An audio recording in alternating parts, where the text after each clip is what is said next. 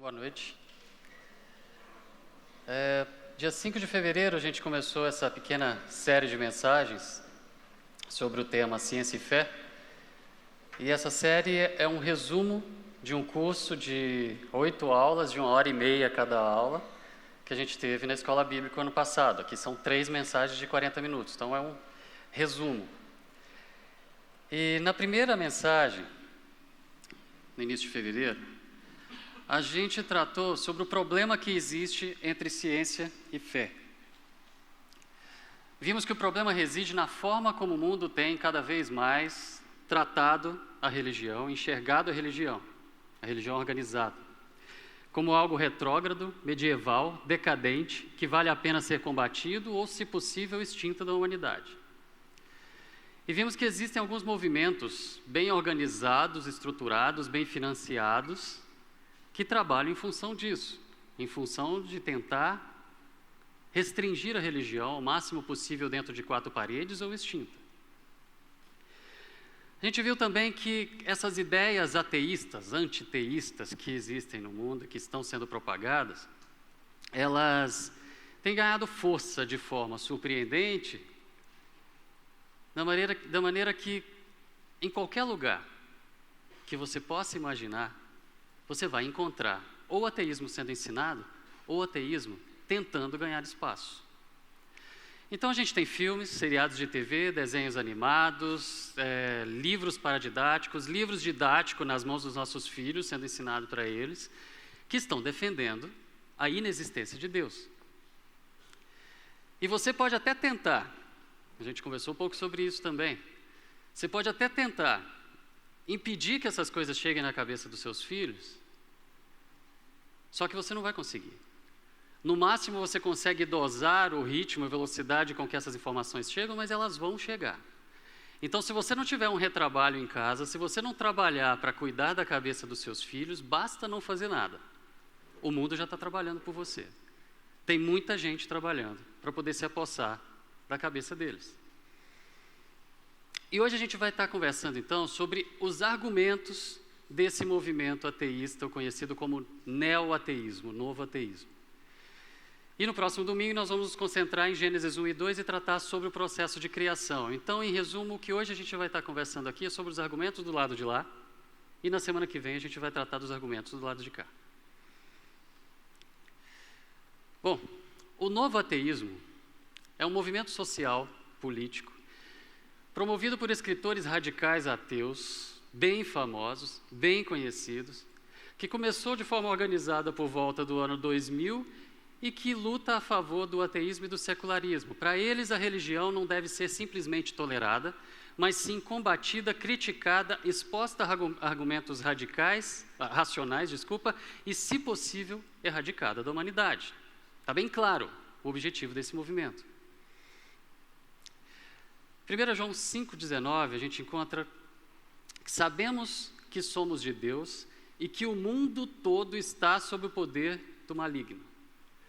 Na semana passada, a gente teve com o Fernando uma excelente descrição de como é esse mundo sob domínio do mal. De forma que não dá para esperar nada diferente desse mundo. Um mundo controlado pelo diabo, ele tem que ser antiteísta, tem que ser contrário a Deus. 1 Timóteo 4, 1 e 2, a gente encontra que nos últimos tempos alguns abandonarão a fé e seguirão a espíritos enganadores e doutrinas de demônios. Tais ensinamentos vêm de homens hipócritas e mentirosos que têm a consciência cauterizada. É dessa hipocrisia, falsidade e mentira que eu quero tratar aqui hoje. Porque é isso que está por trás desses argumentos e é o que a gente vai tentar destrinchar um pouco aqui. Bom, enquanto 11,9% da população mundial se intitula agnóstica, ou seja, vive como se Deus não existisse, não tenho religião, não quero saber de Deus, não quero saber se existe ou se não existe, para mim isso é um assunto irrelevante e eu vivo como se isso não existisse. Certo? Esses são os agnósticos. Apenas 2,3% se declaram ateus.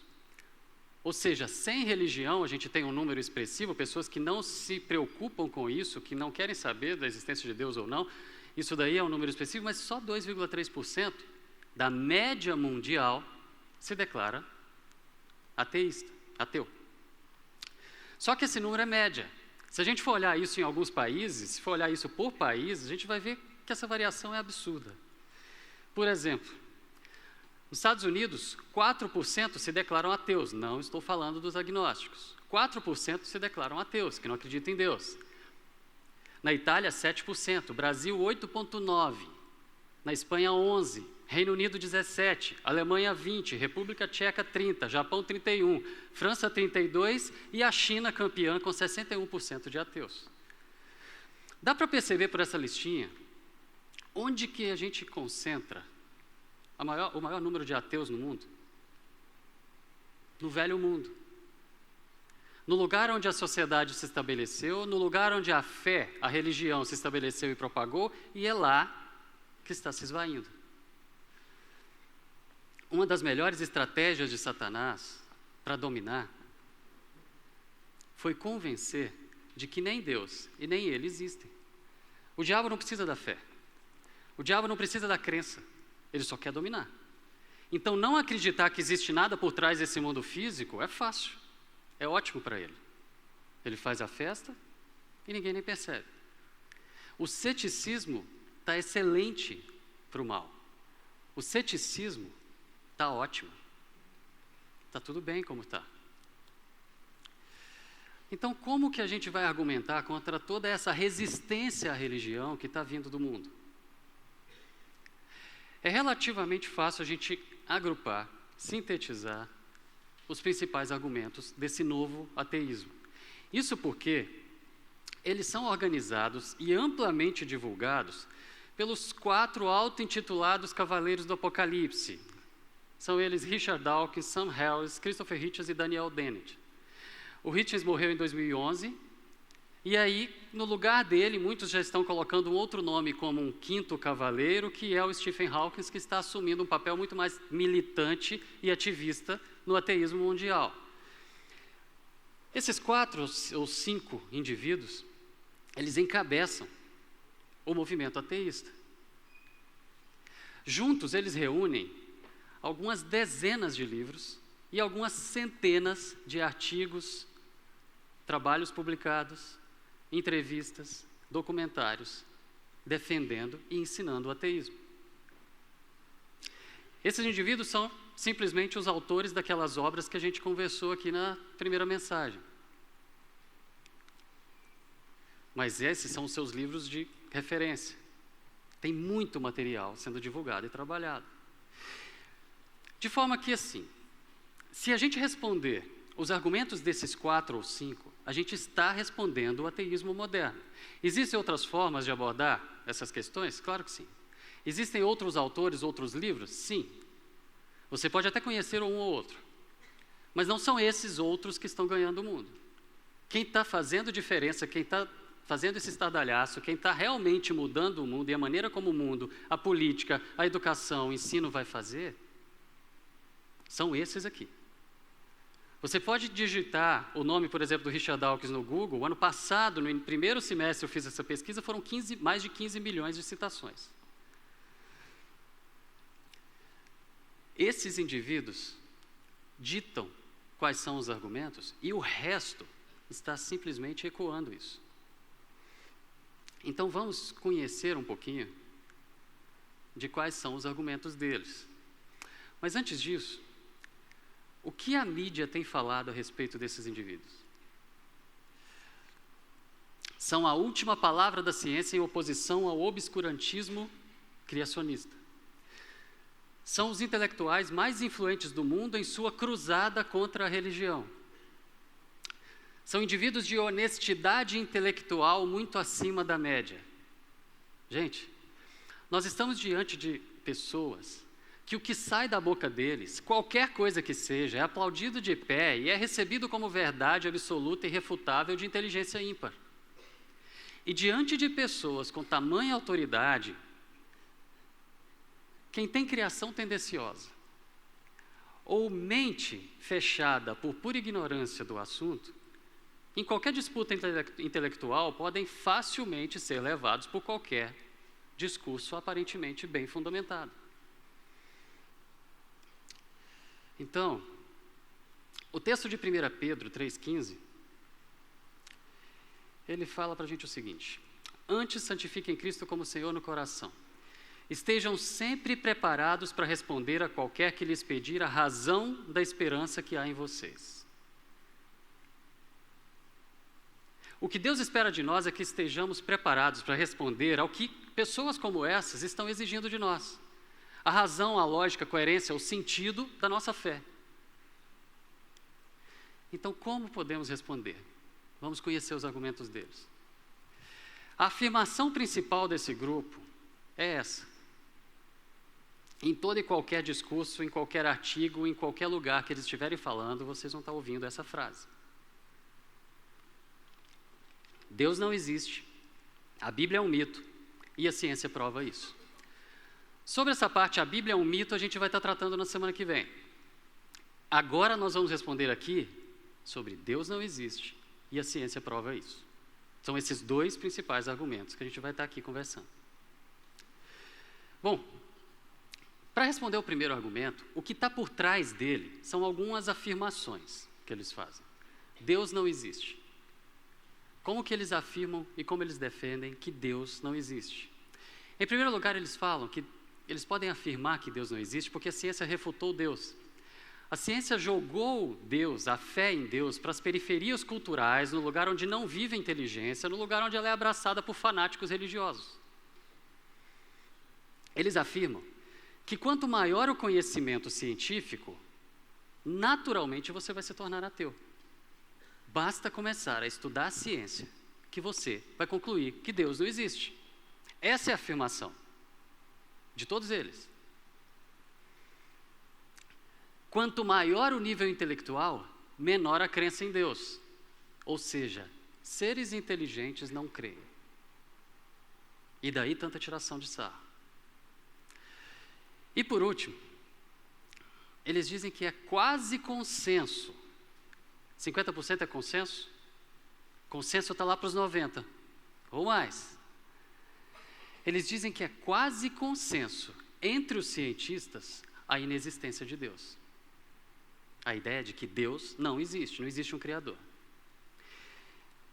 Eu quero destacar aqui os pontos principais dessas afirmações, porque é a partir daqui que a gente vai falar. Nós vamos responder a essas 4.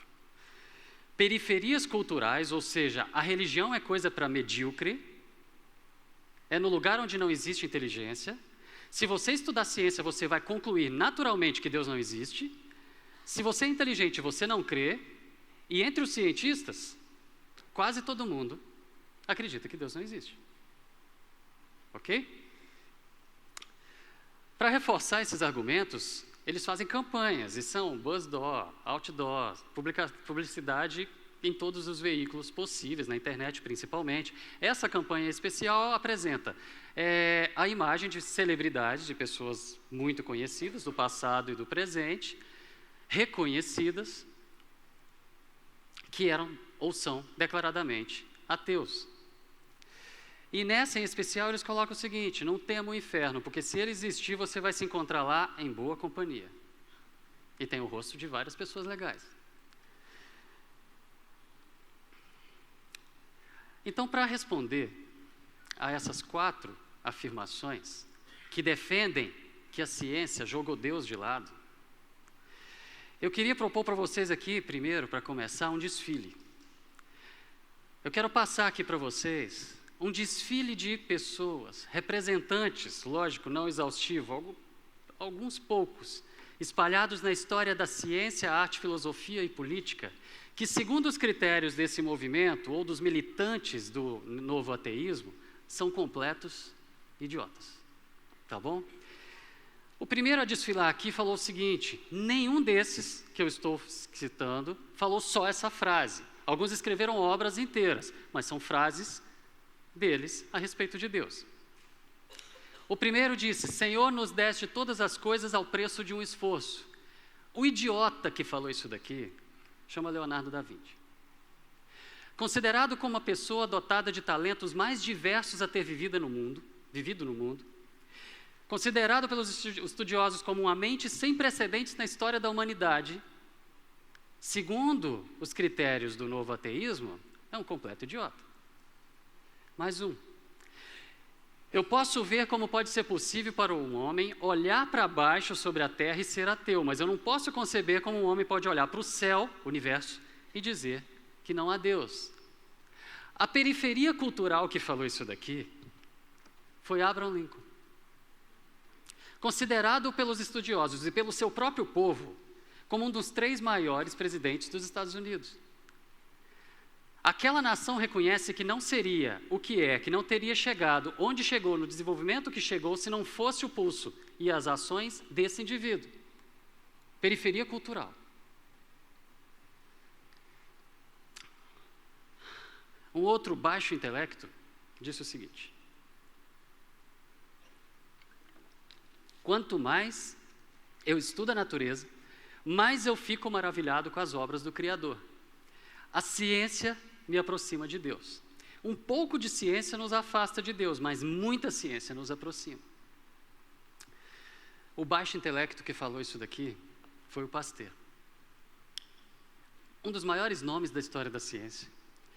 Uma pessoa que o seu trabalho foi de tremendo impacto na química, medicina e biologia. Foi um dos fundadores da microbiologia, autor de notáveis descobertas, em especial das causas e prevenções de doenças infecciosas. Se você já precisou de antibiótico algum dia, agradeça a esse idiota. E outro, do conhecimento do seu trabalho o conheceremos. E ele escreveu também uma obra inteira com o título A Excelência da Teologia comparada com a Filosofia Natural. Filosofia Natural era o nome, em 1674, para a ciência. A excelência da teologia, de estudar sobre Deus, comparado com a filosofia natural, estudar ciência. Esse medíocre, segundo o novo ateísmo, foi Robert Boyle. Foi simplesmente uma das pessoas que formou a base para a ciência moderna. Foi um dos ícones da química e da física no mundo, na história da ciência. Na física em especial, no campo da mecânica quântica, a base para que essa ciência viesse a existir. Gente, a natureza é a arte de Deus. A periferia cultural que falou isso foi Dante Alighieri. O Dante, em uma das várias classificações de gênio que existem, é um dos poucos, que numa escala de 0 a 100, marca 100. Periferia cultural. Um completo idiota na classificação do novo ateísmo. E o penúltimo, esse esplêndido, olha esse louvor, esse esplêndido sistema do Sol, planetas, cometas, só poderia proceder do conselho e domínio de um ser inteligente e poderoso. A periferia cultural, o fanático religioso que falou isso daqui, foi Newton. Newton é considerado a pessoa mais influente da história da ciência, de toda a história, até hoje. Foi físico, matemático, astrônomo, biólogo e teólogo. Autor da lei da gravitação universal e das 3 leis de Newton. Fundamentou a mecânica clássica. Periferia cultural. E esse último, que a crença na criação do mundo seja fortalecida por esta publicação, o trabalho da vida dele.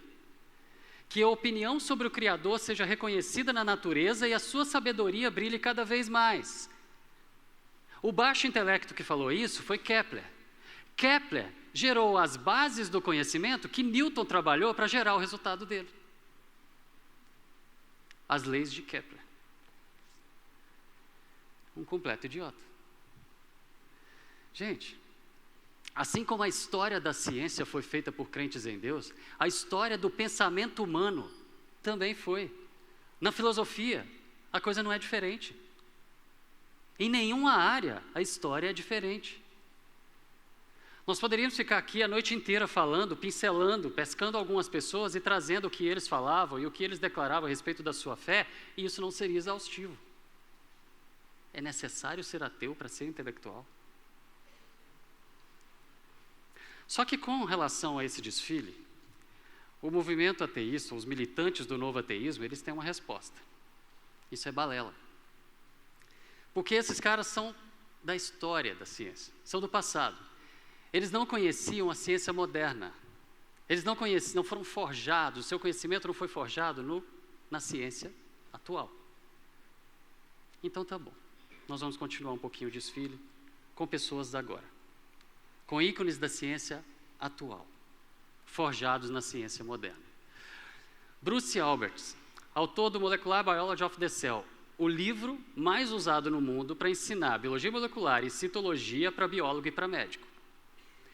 Presidente da Academia Nacional de Ciências dos Estados Unidos, enquanto presidente da Academia Nacional de Ciências dos Estados Unidos, ele soltou uma nota por causa do estardalhaço que o movimento neoateísta estava fazendo, falando que a ciência prova a inexistência de Deus. Ele soltou essa nota. Para isso, o motivo era esse. A existência ou a inexistência de Deus é uma questão sobre a qual a ciência é neutra. A ideia aqui é a seguinte: eles estão gritando isso, mas isso é particular, isso é pessoal, isso são eles que estão falando. A ciência não está falando essas coisas. Mas, Stephen Jay Gould, esse daqui, enquanto eu estava na graduação, eu li todos os livros que ele já tinha publicado naquela época. Escreve muito bem. Agnóstico, família judia. Considerado como o maior divulgador da teoria da evolução desde Darwin. Considerado como uma das maiores autoridades em evolução do mundo desde Darwin. Professor de evolução de Harvard. O Gould escreveu várias obras onde ele trata sobre a religiosidade. E ele fala que não vê problema entre um indivíduo ir para dentro do laboratório e fazer ciência de ponta e ir para a igreja, orar, cantar, louvar, estudar a Bíblia, ensinar, pregar e crer. Para ele, isso não era necessário. Ele não queria saber disso. Mas ele não via incompatibilidade. Ele tinha as opiniões dele a respeito disso. E numa das obras onde ele trata desse assunto, Pilares do Tempo, ele escreveu: ou metade dos meus colegas é absolutamente estúpida, ou então a ciência darwinista é totalmente compatível com as crenças religiosas convencionais. E o que ele está chamando de crenças religiosas convencionais é você crer num Deus que você ora e conversa com ele.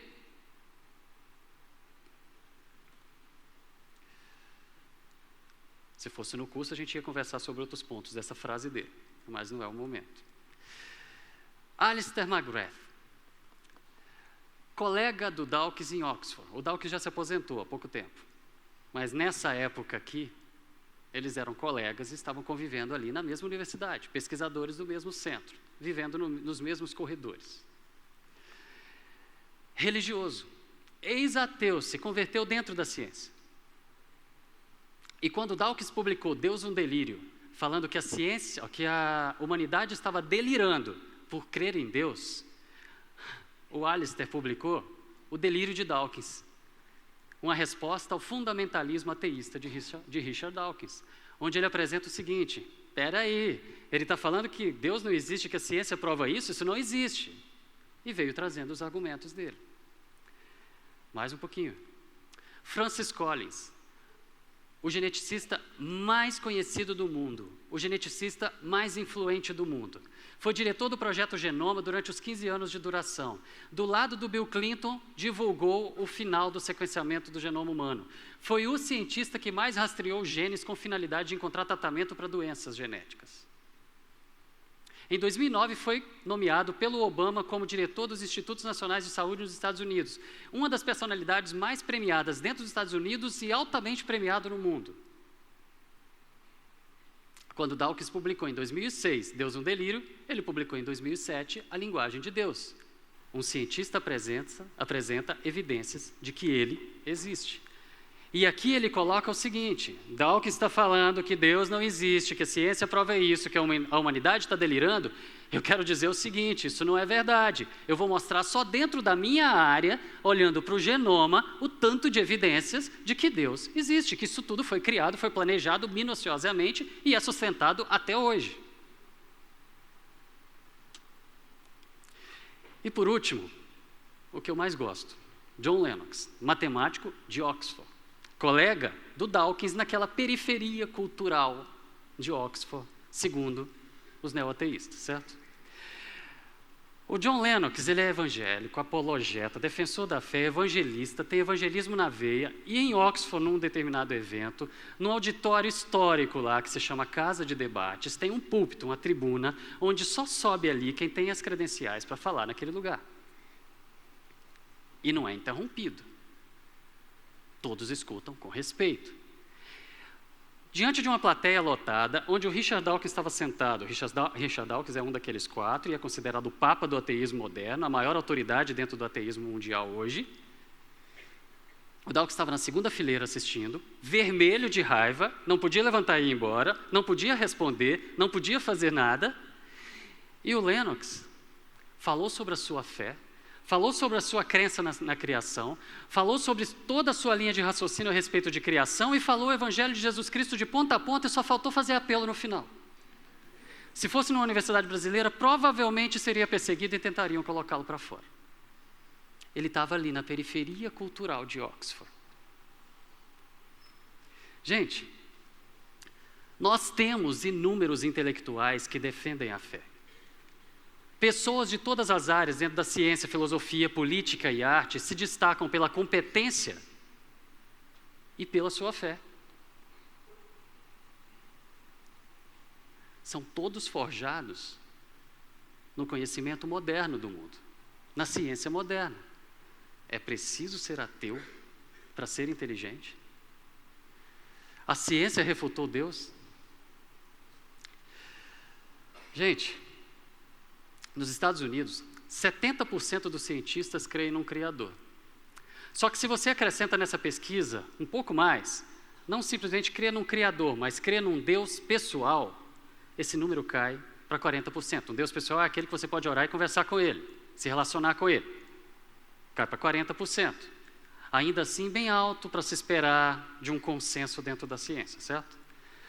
Só que se você manda, isso é interessante, se você manda o indivíduo nessas pesquisas se identificar, o número que diz que crê em Deus cai para 20%.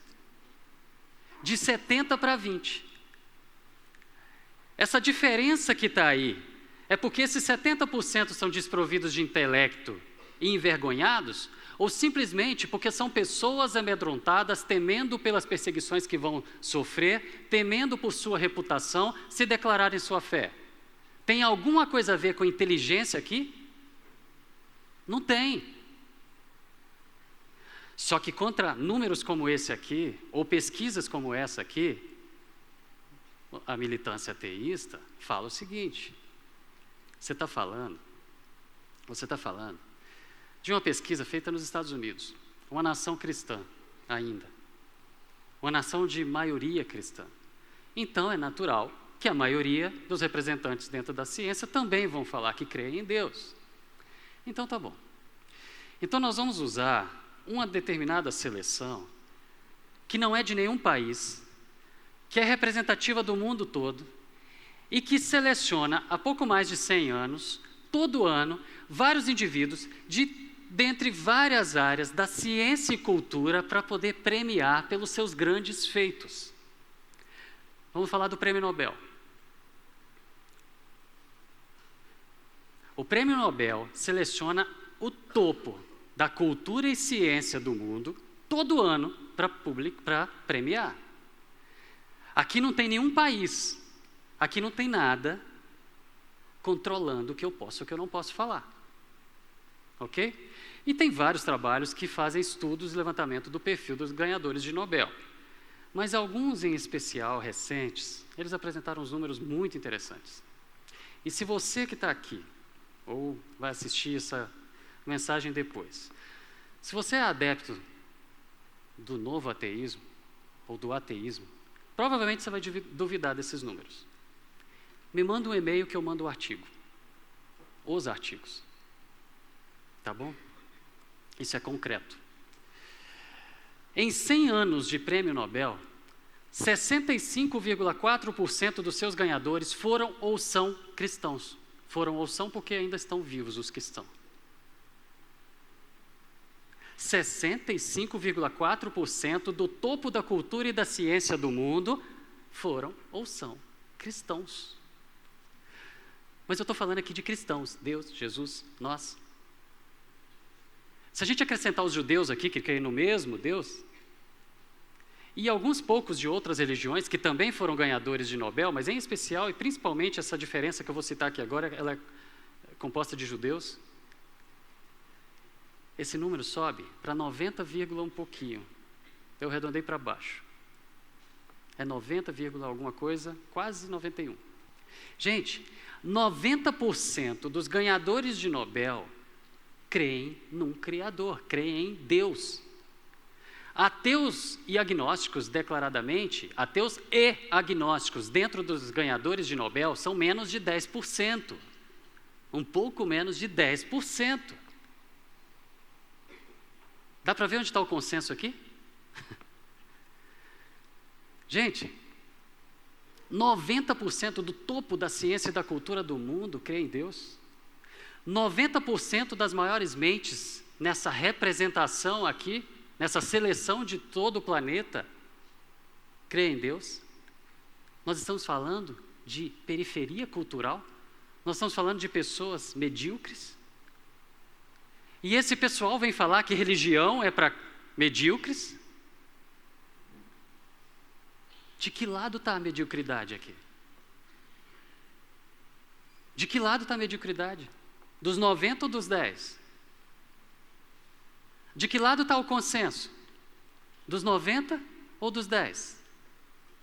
É o contrário. Periferias culturais, lugar onde não habita a inteligência, é o contrário. O conhecimento científico leva naturalmente a concluir que Deus não existe, então o que esse monte de pessoas está fazendo, declarando publicamente a sua fé? Suicídio intelectual? Quanto maior o nível intelectual, menor a crença em Deus, o que são essas pessoas que a gente acabou de ver aqui? E o consenso? Dá para ver a hipocrisia, a mentira? Gente, a fé não é sinônimo de suicídio intelectual, como eles querem nos fazer engolir, goela abaixo. E isso porque o conhecimento raso de ciência, o conhecimento mediano de ciência, ou mesmo o conhecimento profundo de ciência, não levam naturalmente ao ateísmo. Em última análise, é escolha. Sempre foi assim e sempre vai ser assim. Se você crê ou você não crê, você escolhe. É uma decisão pessoal. Se você é adepto dessas ideias, faça as suas escolhas. E arque com as consequências das suas escolhas. Todos nós temos que fazer isso. 1 Coríntios 3, 18 e 19 diz: não se engane, se algum de vocês pensa que é sábio, segundo os padrões dessa era, deve tornar-se louco para que se torne sábio. Porque a sabedoria deste mundo é loucura aos olhos de Deus. Loucura, não sou eu que estou falando.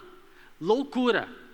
Eles nos chamam de loucos, mas eles estão fazendo isso de dentro do seu próprio mundinho, de onde eles não saem, não atravessam a rua e não enxergam, nem se sujeitam a procurar entender os argumentos que estão do outro lado, e ficam do lado de lá, gritando com chacota, com tiração de sarro, com perseguição, com todo tipo de manipulação possível para conseguir convencer a todos daquelas ideias, mas não investigam. Não vão atrás. Loucura, insensatez, escolha errada. É isso que a Bíblia está falando, que está acontecendo aí.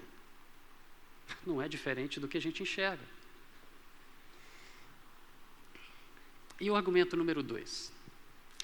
Então, a ciência refutou Deus, gente? Não. Mas a ciência prova que Deus não existe? Onde estão as provas? Isso é fácil de achar. Os cabeças do movimento ateísta moderno,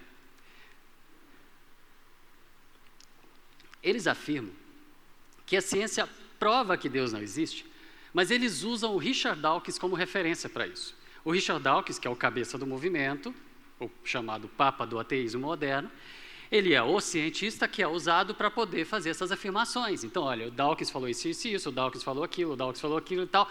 Deus não existe, a ciência prova isso. Essa é a grande verdade e a grande frase que vem o tempo todo, mas é sempre a referência o Dawkins. E o próprio Richard Dawkins, ele gosta de falar a respeito disso o seguinte: se você não quiser ler as dezenas de livros para defender a inexistência de Deus que eu já escrevi, leia Deus um Delírio. Porque eu escrevi Deus um Delírio com o objetivo de pegar um crente quando abrir o livro e se tornar ateu quando fechar o livro. O melhor do que eu já escrevi está nessas 600 páginas. Então, se você não quiser ler tudo que eu já escrevi para defender o ateísmo, leia Deus um Delírio. Mas se você tiver preguiça de ler Deus um Delírio inteiro, leia só o capítulo 4.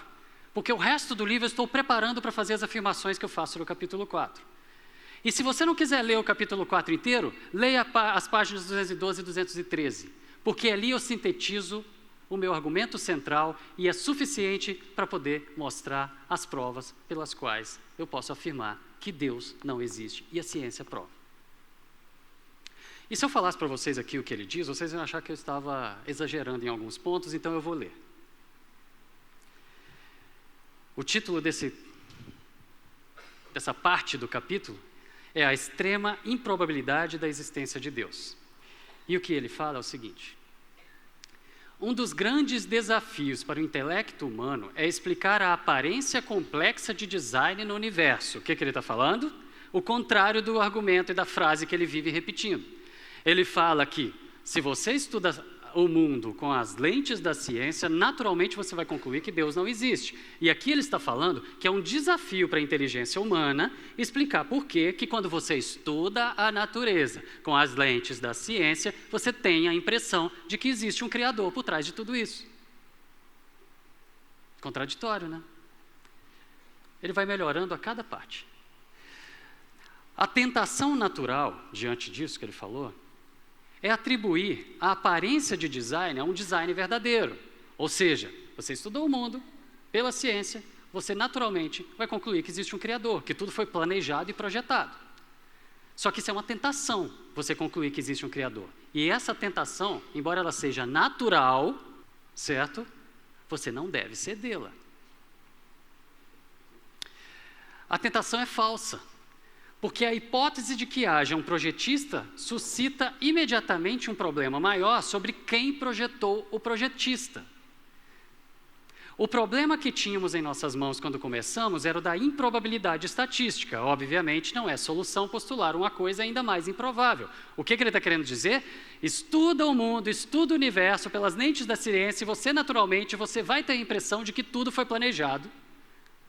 Só que não ceda à tentação, não acredite nisso, porque se você concluir o que é óbvio, se você concluir que existe um Criador, você vai ter que responder quem criou o Criador, e depois quem criou o Criador do Criador, e quem criou o Criador do Criador do Criador. Isso vira uma regressão infinita, e isso é estatisticamente impossível, portanto, não existe a possibilidade de você acreditar nessa conclusão natural de que existe um Criador.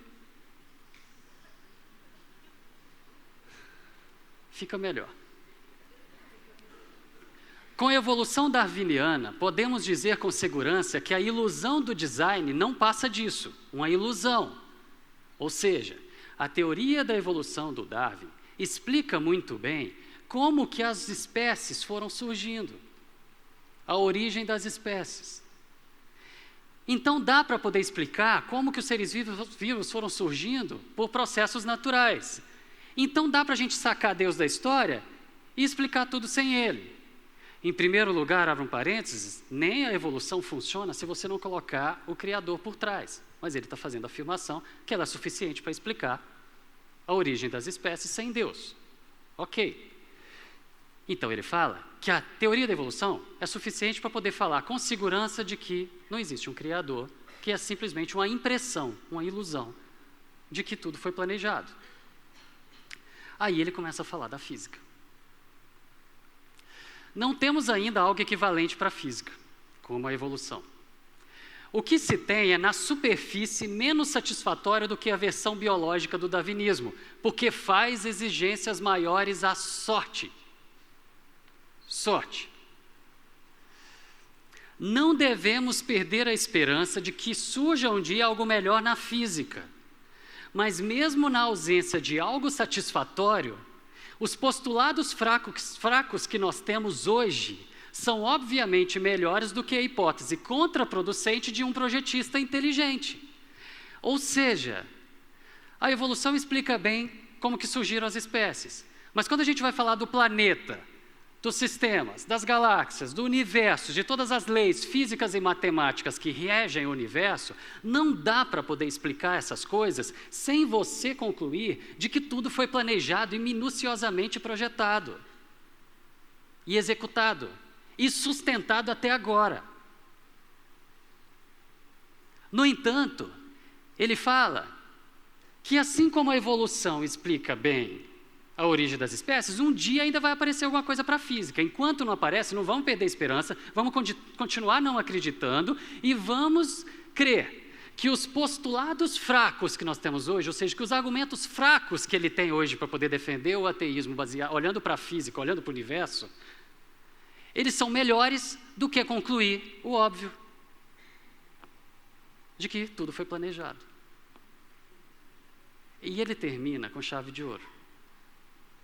O argumento que ele fala que é o melhor dele. Se o argumento deste capítulo for aceito, a premissa factual da religião, a hipótese de que Deus existe, fica indefensável. Que argumentos? Deus quase com certeza não existe. Palavras dele. Essa é a principal conclusão do meu livro. Esse é o Papa do ateísmo moderno, gente. Essas são as palavras dele. Esse é o melhor livro do Papa do ateísmo moderno. Esse é o melhor capítulo do Papa do ateísmo moderno. Essas são as melhores 2 páginas do Papa do ateísmo moderno. É esse o argumento que está por trás dessa afirmação de que Deus não existe. A ciência prova isso. É isso aqui que são as provas. Dá para acreditar? Salmo 14:1 diz: um tolo em seu coração diz Deus não existe. Salmo 10:4, o perverso em sua soberba não investiga. O perverso em sua soberba não investiga, que não há Deus são todas as suas cogitações. Um tolo está fazendo as suas conclusões pessoais, tirando as suas conclusões pessoais, fazendo suas escolhas intelectuais, travestindo isso de conclusão científica e levando milhões com ele para poder mudar o mundo, a política, a educação e a mídia, tudo, para poder defender uma ideia que são escolhas pessoais de crença. Não existem grandes argumentos, não existem provas, nenhuma. É manipulação, pressão, constrangimento, perseguição e tiração de sarro. É só isso. A estratégia é tirar sarro, porque não tem grandes argumentos. Então vamos criticar e chamar todo mundo de idiota? Porque não tem argumento. Então você, pelo menos com vergonha, por vergonha, você vai falar que não existe Deus. Esses indivíduos fizeram as suas escolhas de fé e estão levando o mundo a comprá-las como se fossem verdades factuais. Crer, gente, mais uma vez, mais que uma questão intelectual, é uma questão de vontade. Faça as suas escolhas. É isso que a Bíblia apresenta. Faça as suas escolhas. E é isso que o mundo também está nos apresentando. Basta investigar e não acreditar em tudo que sai da boca dessas celebridades. E o último e o menor dos argumentos principais deles é esse aqui. A religião é má, prejudicial e deve ser erradicada da humanidade. Eles afirmam isso pelo seguinte: o movimento ataca e cita muito as guerras religiosas, muito a Inquisição, muito o terrorismo atualmente, associando as guerras religiosas e a Inquisição com o terrorismo de agora e tratando tudo como se fosse uma coisa só, como se toda e qualquer religião fosse composta por terroristas. E eles afirmam que a religião é responsável pelas maiores mazelas da humanidade. Nós não precisamos dela. O mundo estaria melhor sem a religião. O World Trade Center estaria em pé se não fosse a religião. E por aí vai. Mas será que a religião é mesmo a responsável pelos maiores massacres que a humanidade já sofreu? Por que palestinos e israelitas estão lutando, gente? Por Moisés e Maomé? Não. Eles estão lutando por terra. E os hindus e muçulmanos? Pela Caxemira. E na Irlanda do Norte, por dogmas religiosos? Não. É por poder. A religião não tem muito a ver com essas brigas. Mas o que acontece é que eles apontam tanto para a história, que a gente vai precisar de analisar um pouquinho aqui. Se a gente olhar para a história, para a Inquisição, que é o que eles mais gostam de fazer, é o que a gente está acostumado a ver nos filmes, nos seriados, nos desenhos, na literatura. Vocês têm noção de quantas pessoas foram mortas pela Inquisição? Milhares ou milhões? A Inquisição espanhola, que foi a pior delas, matou em 350 anos cerca de 2.000 pessoas, isso está registrado. Dá menos de 6 por ano. Eu não estou falando que essas 6 por ano não são relevantes. São vidas preciosas que morreram por crimes praticados em nome da fé. Sim. Mas, gente, isso é menos do que Pol Pot, um ditador ateu do Camboja, matou em uma tarde. A estimativa é que ele matou mais de 2 milhões. Enquanto um neo-ateísta, acusa o cristianismo de cometer atrocidades há 100, 200, 500, 1.000 anos atrás, eles esquecem de olhar para a história recente e reconhecer os crimes que foram cometidos pelo ateísmo agora. Se você reunir regimes como Stalin na Rússia, Mao Tse na China e o nazismo, em 50 anos eles mataram mais de 100 milhões de pessoas.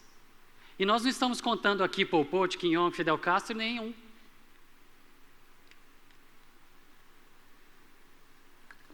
Ou seja, os regimes ateístas produziram sim um mar de sangue na história recente, regimes declaradamente ateístas, e vêm acusar a religião pelas maiores mazelas do mundo? Isso não é verdade. Só que contra esse argumento, eles fazem uma afirmação que ela é pertinente.